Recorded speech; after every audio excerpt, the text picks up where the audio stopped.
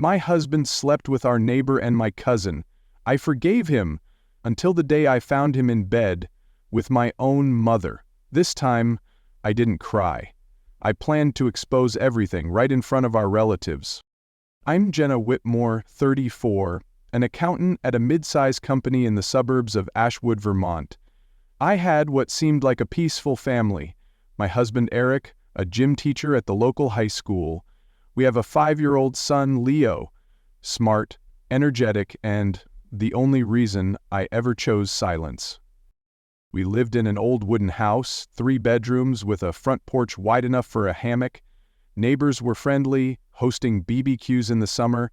From the outside, my life was what many dreamed of. But behind my smile were countless cracks. I discovered Eric slept with Ashley, our 29-year-old single neighbor, blonde, fiery figure, jogging past our house every morning. I found their texts on Eric's forgotten iPad, steamy chats, meetups while I was at work, and a photo of bare feet on my bed. I confronted him. Eric knelt, cried, swore it was a mistake. Ashley moved away. I chose to forgive for our son, our family, and because I wanted to believe men could change.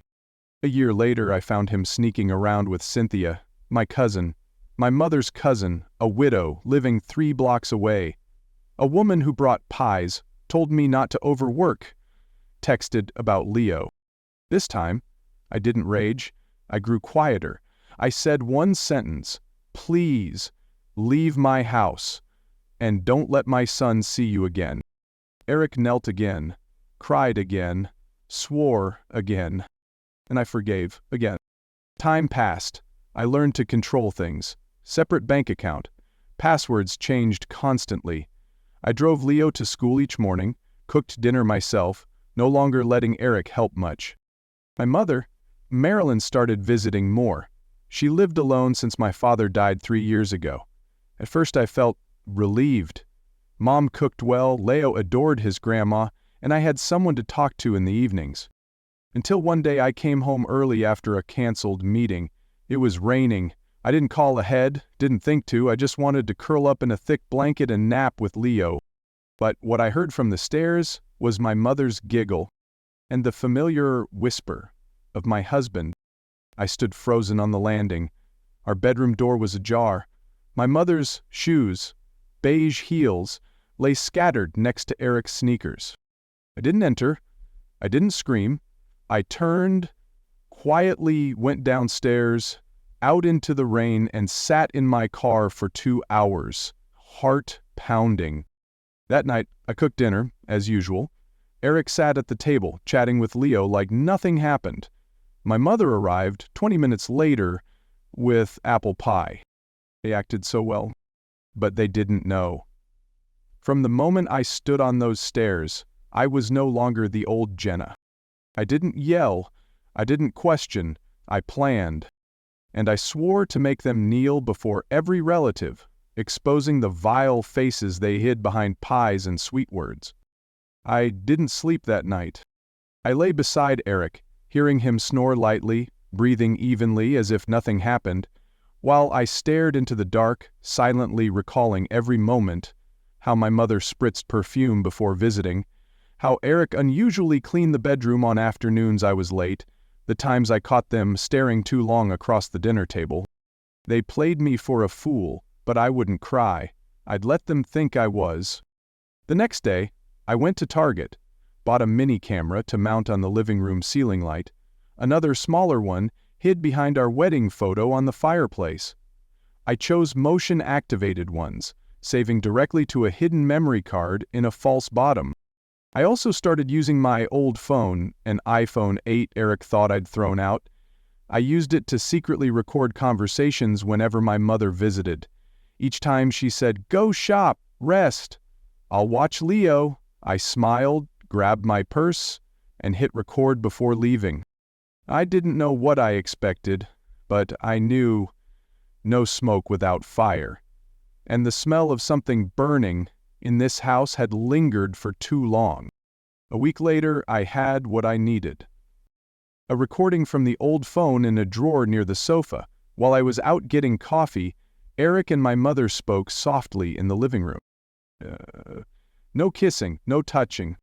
Just, is she sure Jenna suspects nothing? She never suspected with Ashley or Cynthia, let alone my mother's giggle. She struck me short, cold, enough to kill any lingering trust in me. I started collecting screenshots, text histories, camera footage of them sitting too close when no one watched, their glances when they thought I was busy cooking. I also kept a daily journal, noting every time my mother visited, every odd word, every subtle shift in Eric's expression when her name came up. I needed time, I needed silence, and I needed a perfect plan. No flaws, no mistakes, no escape for them. Right then, like a gift from fate, I got an invitation to host the annual family reunion at our house. We had a big backyard, perfect for BBQs and setting up tables. Each year, both sides of the family took turns hosting, and this time it was mine. My mother called instantly. "Are you sure you want to host? It's a lot of work." "It's fine, Mom," I replied sweetly. "It's been a while since I cooked for everyone." I hung up. My heart raced. This was the perfect stage, and I'd make every relative see the true faces of the two who stabbed me in the back with their own kin. A week before the party, I called a technician to set up a portable projector screen in the backyard, saying I wanted to show Leo growing up from baby photos. A heartwarming idea to bond the family. Eric nodded, said it was sweet like a movie. Yeah, a movie. But what they'd watch would be a horror film, with them as the stars. Everything was prepared like it was the party of the year. The backyard was spotless, tables and chairs aligned, string lights stretching from the fence to the apple tree out back. I rented a large white tent with a screen and projector in the center, where I said I'd show a video of Leo and family memories. Everyone praised the heartwarming, touching, so Jenna idea. I smiled. In my head, no one knows what they're about to see. 2 days before the party, I transferred all my evidence to a hard drive. Mini camera clips, recordings, screenshots. I edited a nearly 7-minute video, starting with happy family moments. Leo's first steps, Eric holding him, me smiling beside my mother. Then it shifted to strange sounds, giggles, ambiguous whispers, a snippet. She never suspected with Ashley or Cynthia, let alone. Then camera footage, Eric's gaze at my mother, their hands brushing, then pulling back. Small details, but undeniable when pieced together. The video ended with a screenshot of a text. Eric. Don't come when Jenna's home. Marilyn. She's clueless. Don't worry. I closed the film with white text on black, and they thought I didn't know. But today, everyone will see their true faces. That day, the weather was unusually perfect. The whole family came. Cousins, aunts, uncles, grandparents. Everyone was cheerful, lively, as if we were America's model family. Eric wore a white shirt, carrying Leo around proudly. My mother, Marilyn, wore a pale floral dress, hair softly curled, always smiling gently. No one knew what I'd prepared. No one knew behind my pale pink dress I held a knife to gut the hypocrisy they'd smeared on their faces all this time. As dusk fell, I clapped to gather everyone. They grabbed drinks, desserts, excited for the memory video. Eric sat beside me, arm over my chair, smiling smugly. My mother sat across, hand lightly on Leo's, the picture of a perfect grandma. I picked up the mic, smiles. Thank you all for coming. This video is a small gift to remind us that in life sometimes the most precious things are lost by those we trust most. I pressed play. The first scene was as promised. Leo's first steps, Leo's first drawing, me and Eric's wedding. Everyone laughed, some teared up with emotion. Then, the images shifted. The air went silent. My mother's voice. She never suspected with Ashley or Cynthia. Eric. I know, but this time, be careful. She can't know. My mother's face. On screen, leaning close to Eric, their hands touching clearly. A short but brutal clip. The backyard froze. Eric leapt up. "Jenna, what the hell is this?" I didn't look at him. I kept watching the screen. Next, their texts, the final line enlarged. "She's clueless. Don't worry." A gasp of "oh my God" came from my second aunt. A cousin covered her mouth, stood, and pulled her kid from the table. My grandfather removed his glasses, staring silently at my mother. No one spoke. My mother paled. Eric roared, lunging for the projector, but too late. Everyone had seen. I set the mic down. "Now, everyone can leave, I think. The party's over." Eric tried to explain. My mother cried like she was the victim, but no one believed them anymore. People left in suffocating silence. Only one stayed. My Aunt Karen, my mother's sister. She held my hand and said, "You did what should have been done long ago. Thank you." I smiled faintly. For the first time in years, I wasn't the victim. I owned my story. After the screen went dark, the backyard felt as cold as a February winter. Everyone left silently. No one said goodbye to Eric or my mother. No one looked back. I stood by the cold buffet table, gripping the mic, heart oddly calm, no trembling, no tears, just emptiness. Eric broke the silence first. "Are you insane, Jenna? Pulling that stunt in front of the whole family? Humiliating me?" I turned, looking into the eyes of the man who once swore to love me. "You humiliated yourself, Eric. I just showed everyone." He lunged, yanking the mic from my hand. "You want to destroy this family?" I smirked. "You destroyed it long ago. First with Ashley, then Cynthia, then my mother." Then my mother stepped forward, still crying, but her tears didn't make her less fake. "Jenna, I didn't mean for this to happen. I just—" "You knew exactly what you were doing," I cut her off. "You walked into your daughter's bedroom. You betrayed her with her husband. Stop acting." Both fell silent. For the first time, I saw real panic in their eyes. No excuse sounded reasonable anymore. Eric turned, exhaled, then faced me with eyes colder than a Vermont winter. "I was wrong. But slandering your own mother like that is low." "No," I stepped closer. "Low is betraying your wife over and over, then sleeping with her mother and daring to stand here judging me." Eric went mute. My mother grabbed my hand, eyes pleading. "Jenna, I'm still your mother." I looked at her for the first time, not seeing the woman who once cradled me. Just a weak woman, dodging responsibility, and worse, betraying her own blood. "No, you're just the woman who gave birth to me." That night, I cleaned the backyard alone. Leo had slept early, unaware, only asking briefly, "Mom, why did everyone leave early today?" I hugged him tightly, whispering, "Because sometimes truth scares people, sweetheart." Eric slept on the couch. My mother stayed in the living room, clutching a pillow and crying. I didn't care.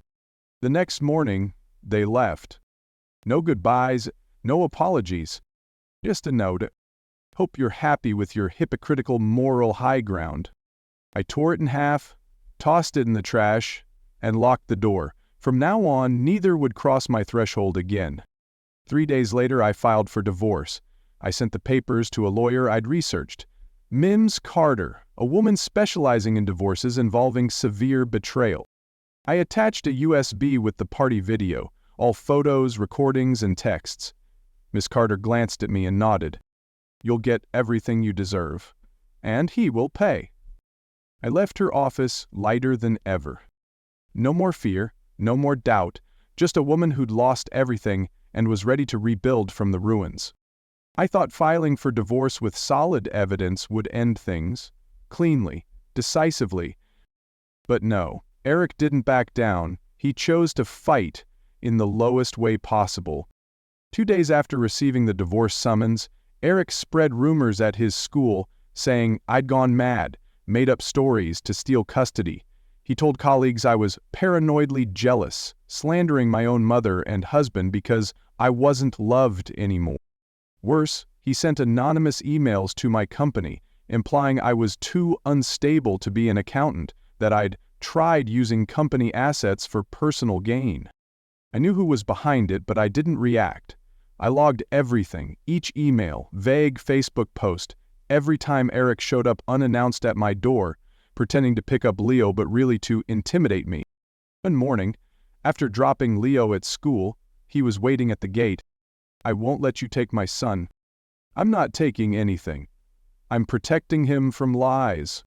"The court won't care about your stupid video. They'll only see you're destroying our family."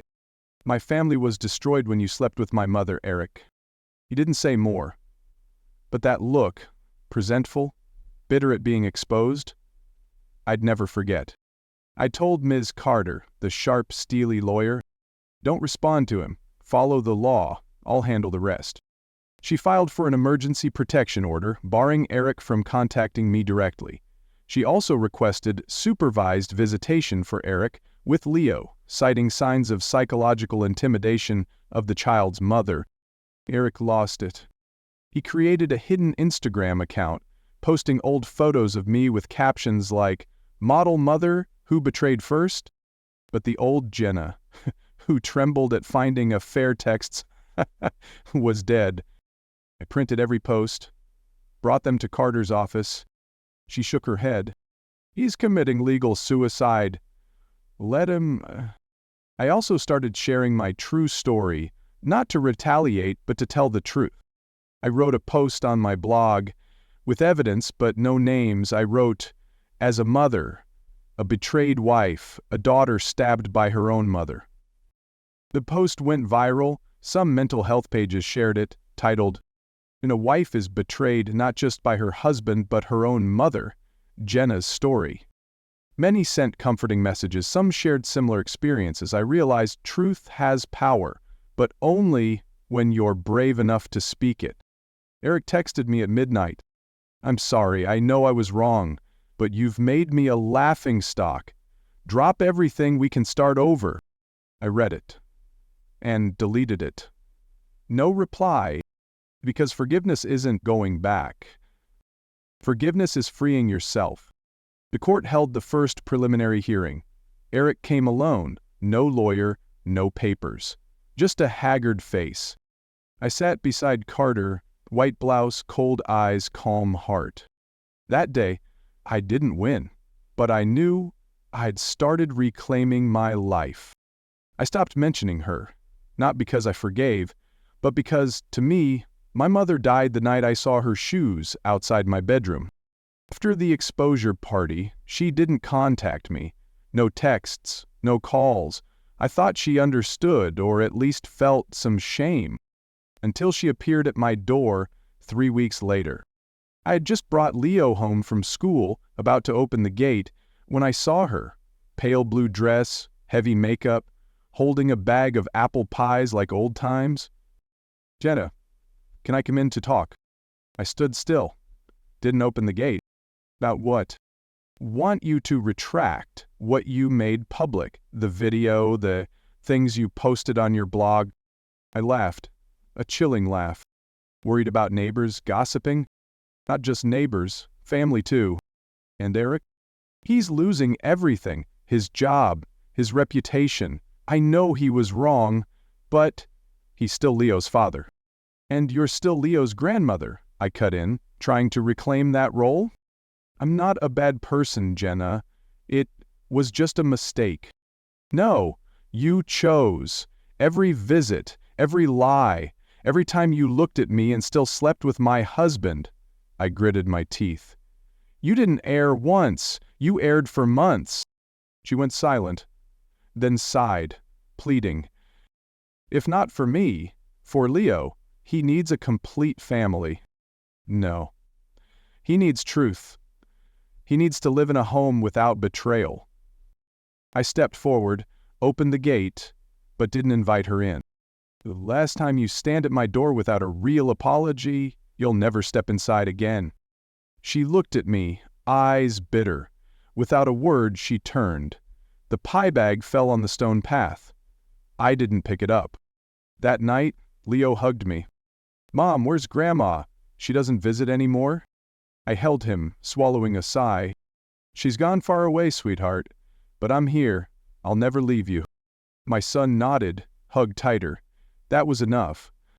Thought it was over. But 3 days later, I got a court envelope. Eric was suing me. Adject's charge. Public humiliation, causing reputational damage, affecting the plaintiff's mental state and career. I wasn't shocked, just disgusted. He wasn't remorseful. He wanted revenge. I gave the lawsuit to Carter. She read it, eyes narrowing. "It tears? Interesting." I'm waiting for court. I didn't react online, no posts. I quietly prepared my counter-evidence. Every clip, recording, Eric's slanderous posts, fake emails he sent my boss. I printed them, numbered them, bound them thicker than a job application. And I wrote a short statement to read in court, if allowed. I didn't humiliate my husband. I showed the truth he hid.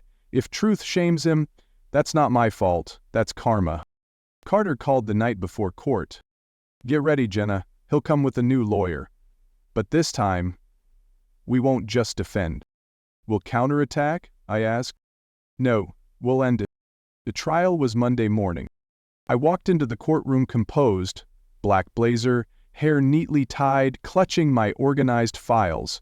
Carter walked beside me, face sharp as a blade. Eric was there early. Same white shirt, tie, blue, with a lawyer who looked fresh out of school. Both smirked at me, like I was still the docile wife they could control. But they forgot, the old Jenna was buried with her pain. Eric, as plaintiff, spoke first. "Your Honor, I'm a victim of a personal attack campaign. My ex-wife publicized edited private videos, creating misunderstandings, costing me my job, reputation, and making me a laughingstock online. I don't deny marital mistakes, but fabricating serious claims like sleeping with my mother-in-law without solid proof has ruined my life." His lawyer nodded along. Some in the courtroom glanced at me, waiting for my response. I didn't look at anyone, I just smiled, because I knew this act was nearly over. Carter stood, holding a thick file, handing it to the judge. "Your Honor, we have over 40 pieces of evidence, including recordings, videos, text, social media posts, and school records, proving the defendant, me, fabricated nothing. Truth isn't humiliation. Truth is truth. We have footage of the plaintiff and his mother-in-law in the house when the wife was absent, their dialogue, and numerous verified texts from both." The judge took the file, put on glasses, read a few pages. No words, just a nod. Carter continued. "We also have emails from the plaintiff to the defendant's workplace containing false defamation. If needed, we'll countersue for defamation and intentional harassment." Eric grew restless. He whispered to his lawyer. I could guess. "How does she have that?" The young lawyer said nothing. He flipped through papers, sweat beading. "After arguments," the judge said, "the court will review all evidence, but if the defendant's materials are true, this isn't humiliation but a community warning. Damage isn't always proof of injustice. Sometimes it's consequence." I shivered. Not from fear, but because someone finally voiced my heart. The trial paused for 15 minutes. During the break, Eric approached, whispering, "You win, Jenna, but you've lost everything too." I looked into his eyes, for the first time without anger or bitterness. "No, Eric, I lost what needed losing to gain what I deserve. I lost you, my mother, but I kept the truth, my son, and myself." He was speechless, no more words. Carter whispered, "The final blow is often self-inflicted."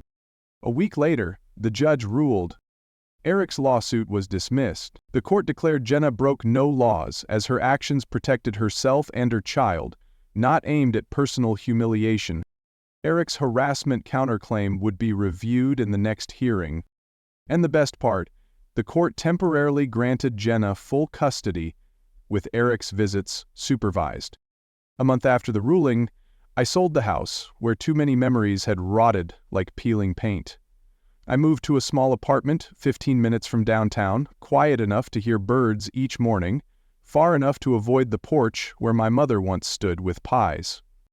Leo started at a new elementary school. Each morning I tied his shoes, drove him to class, and listened to his school stories. My son smiled more, slept better, and began calling our new home for just us something safe. I got a new job, internal accounting for a nonprofit supporting single women. On my first day, I sat in a small office, looked out the window, and realized I don't need anyone to save me. I saved myself. I thought it was over. I really did. Until one afternoon, as I prepared to pick up Leo, the apartment manager handed me a cream envelope. No sender. Inside was a handwritten letter. The messy but familiar script made my heart twinge instantly. It was my mother's handwriting. Jenna, if you're reading this, it means I have no other way to apologize except to confess the whole truth. I sat at the kitchen table, hands trembling, reading on. I know you don't need apologies anymore, and I don't deserve forgiveness, but one thing you never knew is that with Eric, I wasn't the one who started it. Eric initiated it. I paused. Not from shock, but because deep down I always knew. Yet hearing it from her still made me want to vomit. At first I refused. I felt ashamed. But then I was weak. I was blind. I was lonely after your father died. And when a man, even a wrong one, showed care, I couldn't tell right from wrong anymore. You were once my only pride, and I betrayed you in the worst way possible. I don't expect forgiveness. I just hope you understand. I lost you not because of Eric, but because of my own weakness. I'm leaving town. I won't appear again. But if one day Leo asks about his grandmother, please don't lie. Tell him I made a terrible mistake, and I paid for it. Love you, though I'm no longer worthy. Marilyn. I finished reading, folded the letter, and didn't cry. I didn't know what I felt. Not forgiveness, not hatred, just a deep void opening in my chest, a part of the past closed. Gently, but painfully silent. I tucked the letter into the last drawer of my nightstand. Didn't tear it, didn't keep it close, just let it rest. That night, as I put Leo to bed, he turned and asked, "Mom, why don't I see Grandma anymore?" I stroked his hair. My heart ached, but I answered truthfully, "Because she made me very sad. But she knows she was wrong, and she's trying to fix it her way." Leo nodded. Didn't ask more. He hugged his pillow, closed his eyes. Kids sometimes understand more than adults think. I stepped onto the balcony, looked at the night sky. A breeze brushed my shoulders. That feeling, lighter than anything I'd ever known. I didn't forgive my mother. I didn't forget Eric. But I was no longer their prisoner. The new job gave me an easier rhythm. I got used to colleagues, and then I met Daniel, head of the digital department, a quiet man, black-framed glasses, walking like he carried something on his back. We didn't talk much at first, but one day, as I worked on a report, he came in and placed a coffee in front of me. "Saw you forgot lunch the other day." "Don't ask how I know. I heard your stomach growling." I laughed, the first laugh in months without tears. We started eating lunch together. Conversations grew, from work to movies, then personal broken pieces. Daniel had a wife, lost in a car accident 2 years ago. He lived with a golden retriever named Rocket, always home by 6 p.m. to feed it. I once listened to Daniel talk about his pain and realized I wasn't alone.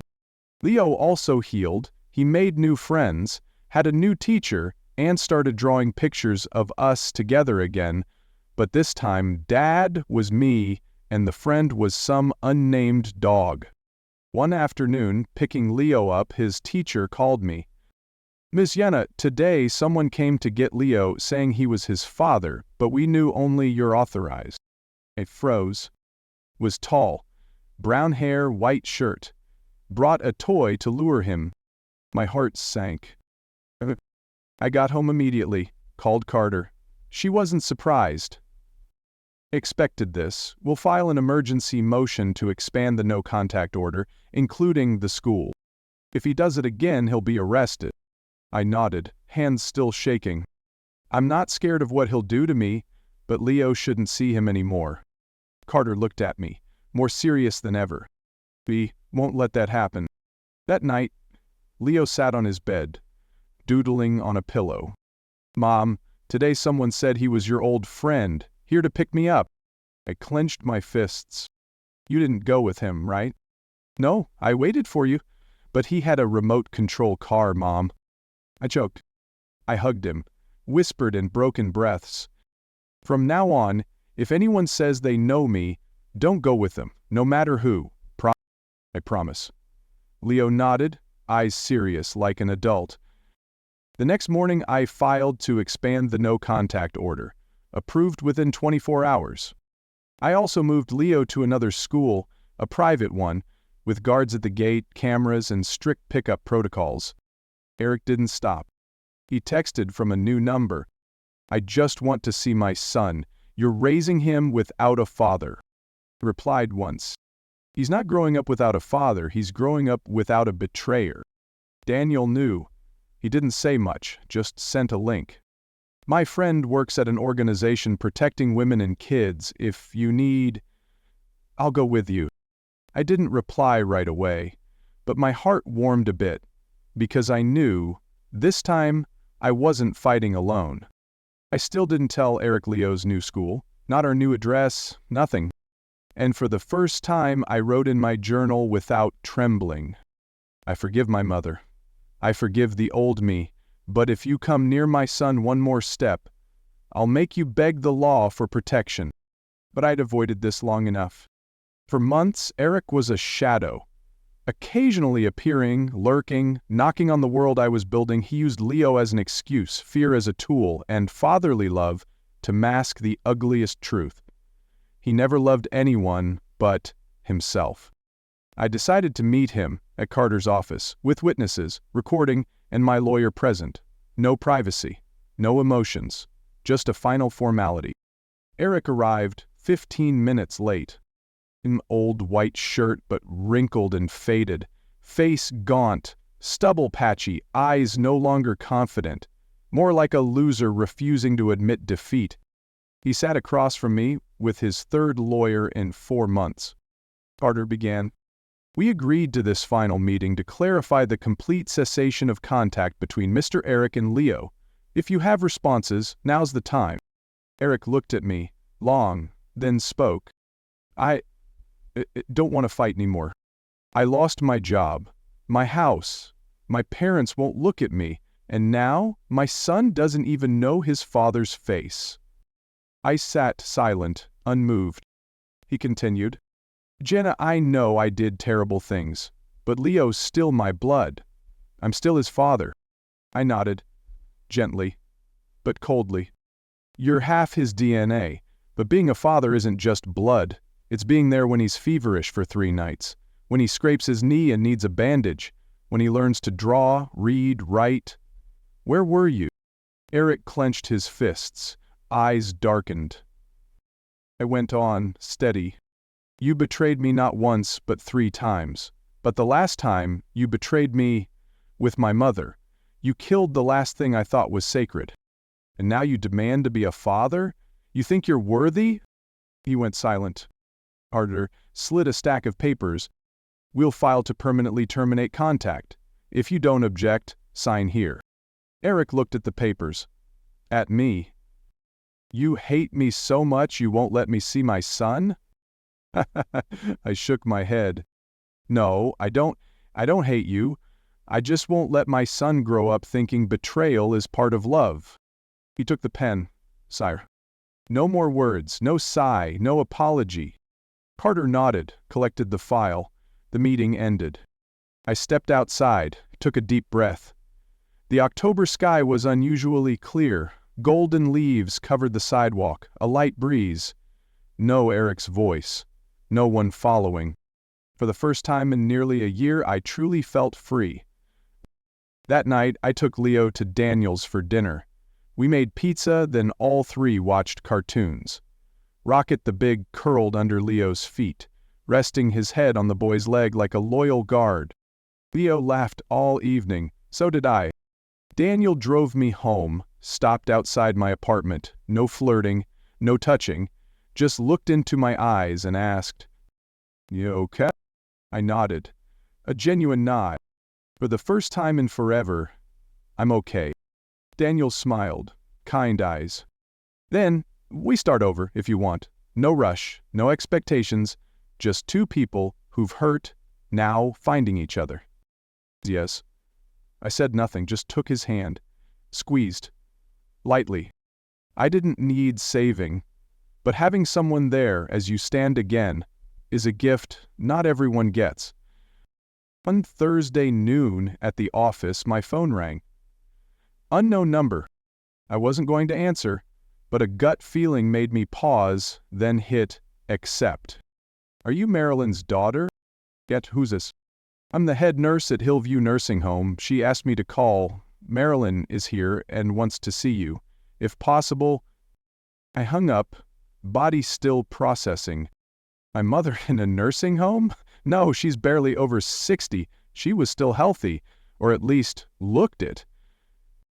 I thought about it all night. Should I go? Was it necessary? She didn't deserve to see Leo, didn't deserve forgiveness. But then I remembered her letter. "I know I'm not worthy, but if you read this, I hope you understand I've paid." I knew I needed closure, not with hatred, with a goodbye. I went to the nursing home the next afternoon. Room 32, where she lay. The room was clean, sunlit, a faint alcohol smell in the air. On the bed, my mother, once my gentle role model, now looked small, frail, a shadow of herself. She turned, saw me, her eyes widened, not from surprise, from hope. "You?"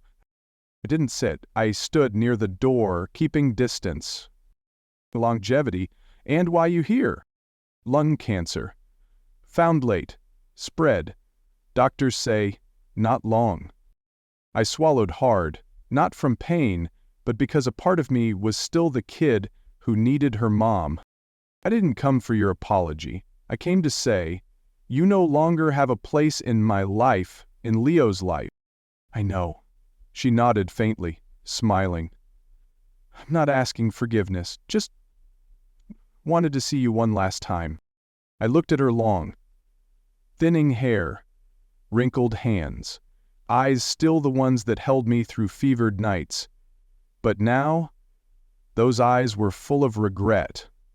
Not for death coming, but for things beyond repair.